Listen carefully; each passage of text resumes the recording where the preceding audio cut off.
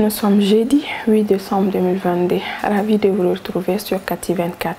Bienvenue sur votre flash d'information. Le Conseil des ministres s'est réuni en session ordinaire ce mercredi 7 décembre 2022 dans la salle de délibération du palais de Koulouba, sous la présidence de son Excellence colonel Assimi Goïta, président de la transition, chef de l'État. Sur le rapport du ministre de la Justice, des Droits de l'Homme, garde des Sceaux, le Conseil des ministres a adopté un projet de décret portant classement de juridiction. Le classement de juridiction a été défini dans la carte judiciaire aux premières années de l'indépendance, avec la distinction entre tribunaux de première instance et justice à paix à compétence étendue.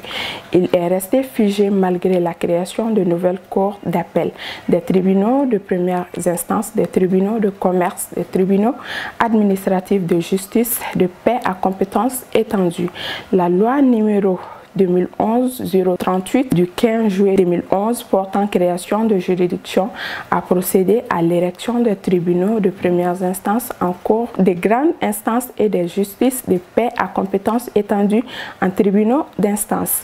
La création de nouvelles juridictions impose de fixer des critères vérifiables pour leur classement afin de mieux gérer la carrière des magistrats et de prévoir une évaluation périodique en vue de tenir compte de l'évolution du contentieux. La police nationale, dans sa lutte contre la criminalité et le grand banditisme, a organisé des descentes de police dans le secteur du commissariat de l'ACI des Milles, Korofina et Bako-Djikoroni ce vendredi 2 décembre 2022 de 19h à 23h. La dite opération a concerné les localités de l'autogare de Guinée en passant par le marché de bétail de Djikoroni Para, le terrain de foot de Bako-Djikoroni, Djanginebougou, Nafadji, Kolombada, les alentours de Marigo, Korofina Sud, les alentours des écoles publiques Razel, Numuribougou, les berges du fleuve de Bako-Djikoroni, le Marigo reliant Kalabankoro à la frontière entre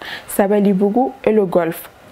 Ces opérations visaient non seulement à protéger la population et à sécuriser leurs biens, mais aussi à traquer les bandits et criminels dans leurs pieds respectifs. Elles ont été menées avec professionnalisme par une force de sécurité conjointe composée des polices, des gendarmeries et de la garde nationale.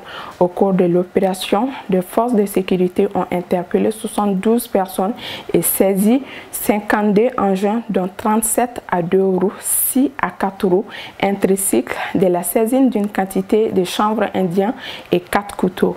Rappelons que ces opérations rentrent dans le cadre de l'initiative Opération du directeur général de la police nationale, l'inspecteur général Souleymani Traoré, qui a décidé de traquer les bandits dans leur dernière retranche sous le leadership du ministre de la Sécurité et de la Protection civile. Hors de nos frontières, aux États-Unis, du 13 au 15 décembre 2022, les dirigeants africains vont converger vers Washington pour le sommet États-Unis-Afrique, 5 mois après sa nomination au poste de secrétaire d'État adjointe. Marie-Kathleen Molly-P. Ferra au centre des négociations.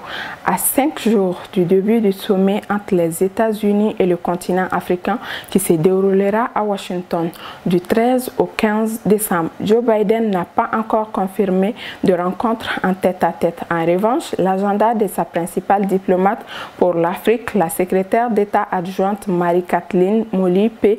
est en plein à craquer. Elle sera l'interlocutrice que les responsables africains essaieront de convaincre sur de nombreuses questions allant du commerce et des investissements au conflit au Sahel et dans le corps de l'Afrique. Au Nigeria, les forces armées nigérianes sont accusées d'avoir mené depuis près de 10 ans un programme d'avortement de masse sur les femmes rescapées du groupe djihadiste dans le nord-est du pays. Selon une enquête de l'agence de presse Reuters publiée ce 7 décembre et démentie en bloc par l'armée.